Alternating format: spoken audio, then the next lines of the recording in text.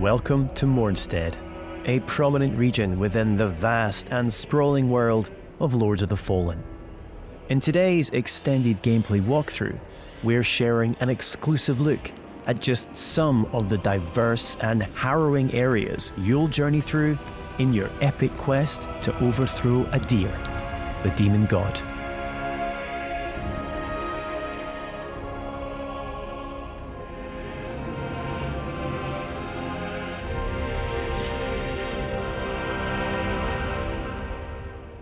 This is Skyrest Bridge.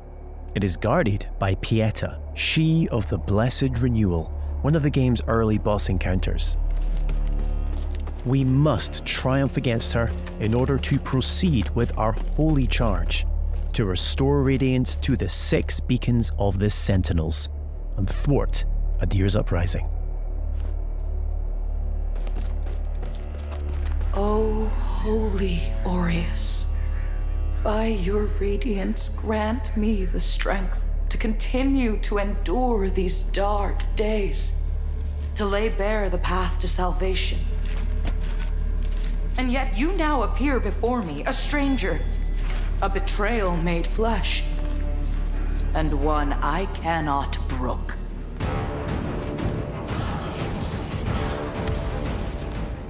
Melee, magic, and ranged abilities are seamlessly interwoven. Alongside standard attacks, you can choose between catalysts, bows, crossbows, or throwables, mapping up to 4 additional magic or range skills to your controller for immediate access. This rapidly speeds up combat and reduces the need to swap between options. As with many of the imposing bosses you'll encounter, Pieta has 2 very distinct stages.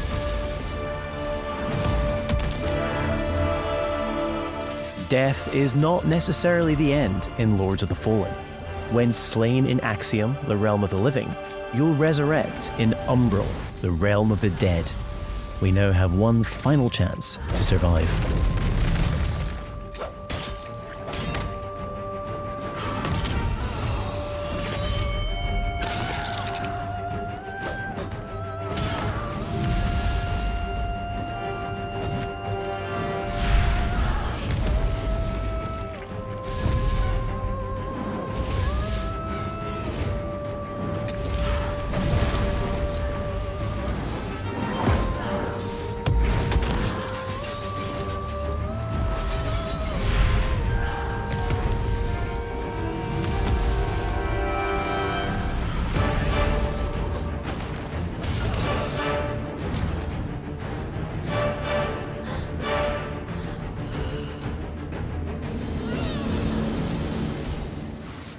Though few and far between, these flowers denote special patches of ground upon which we can spawn a resting point, known as a vestige seedling. These come at a significant resource cost, however, and we can only spawn 1 at a time. The realms of Axiom and Umbral exist in parallel. Each world features its own unique pathways, enemies, characters, and, of course, treasures. We can now use this crafted vestige to return to Axiom.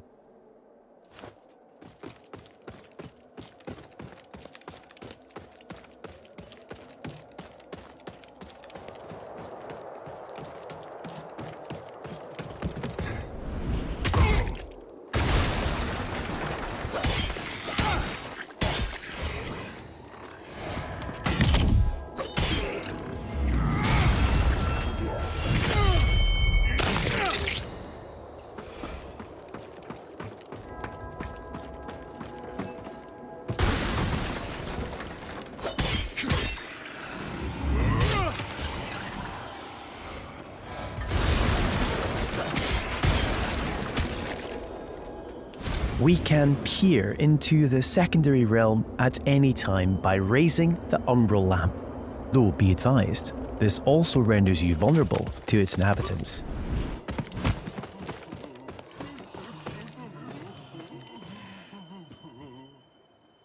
We will now use the lamp to cross over to Umbral, though doing so will consume 1 of our 2 lives, and it isn't so easy to return to the world of the living.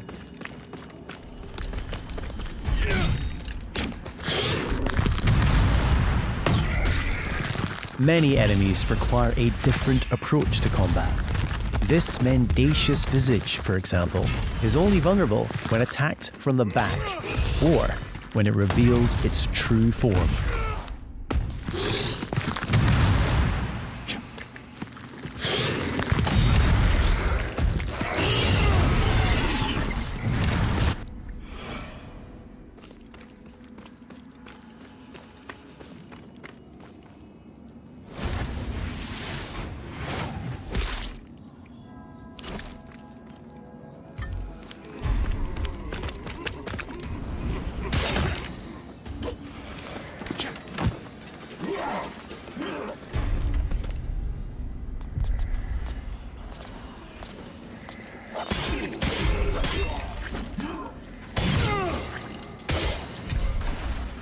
You'll also come across permanent vestiges on your travels.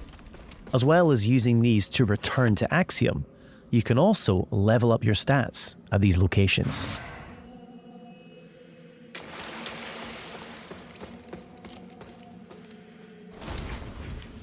Three schools of sorcery can be mastered: Rogar, Radiant, and Umbral, each specializing in a different area of the arcane and requiring a different catalyst to cast. Our current build is adept in Rogar, characterized by devastating pyromantic attacks.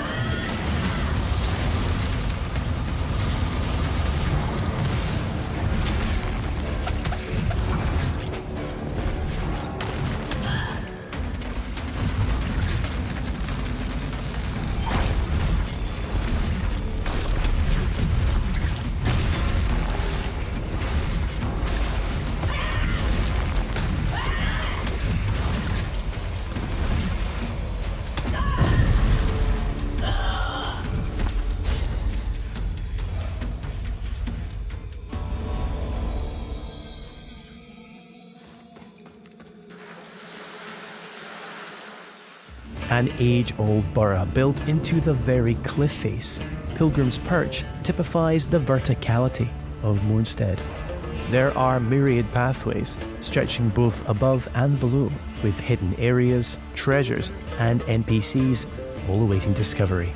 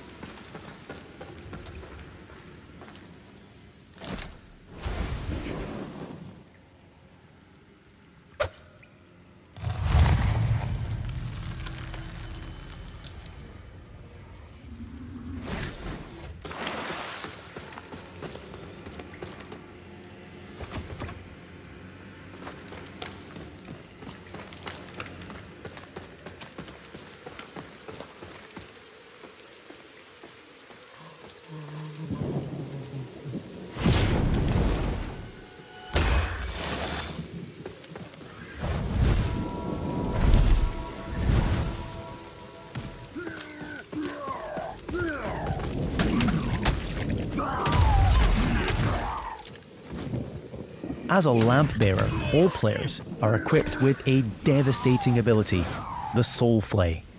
By using one of a limited number of soul charges, we are able to extract the very soul of an enemy, ready to inflict significant damage.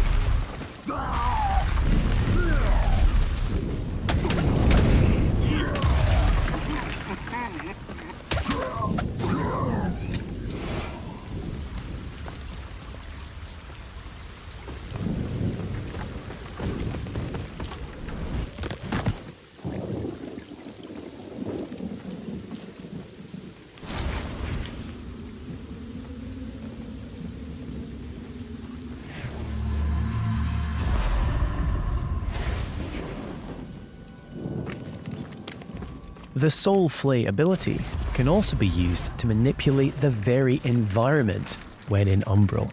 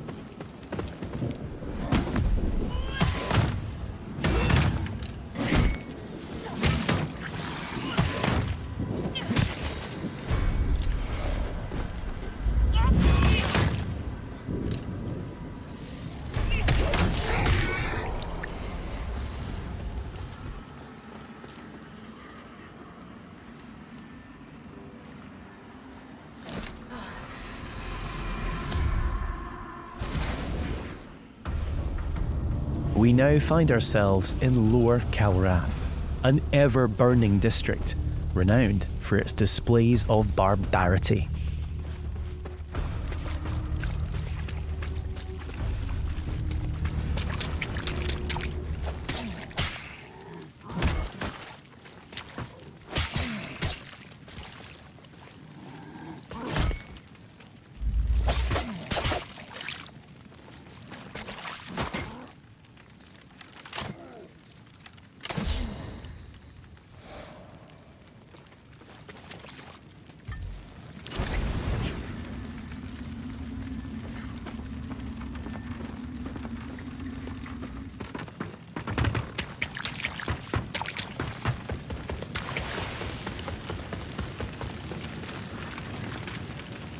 We're now going to invite a second player to join us on our journey. This is easily achieved at any of the vestiges. You can choose to fight alongside a friend or a randomly selected player. Either way, your co-op companion will remain at your side for as long as you or they choose. As a Radiant Sorcerer, our ally is able to buff either character with various enhancements.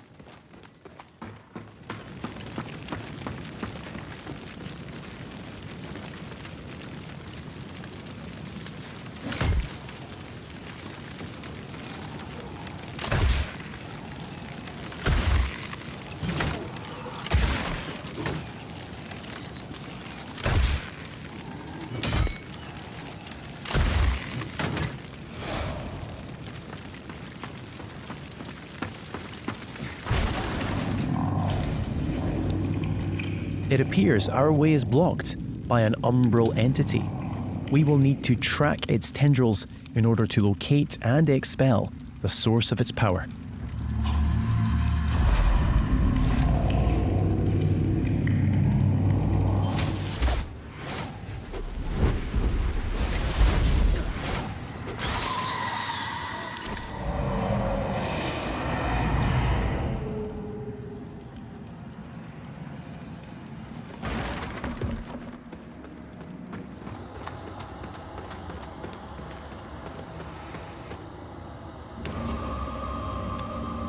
Finally, it's time to face off against the colossal spurned progeny, Scourge of Calrath.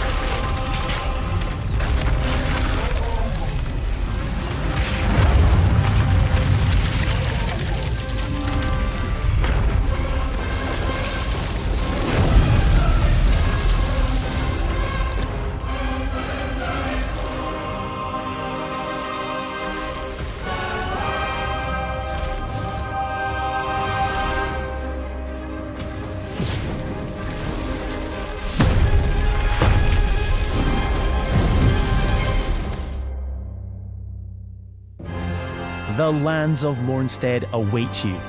Pre-order Lords of the Fallen now and prepare to unleash the darkness on Friday the 13th of October.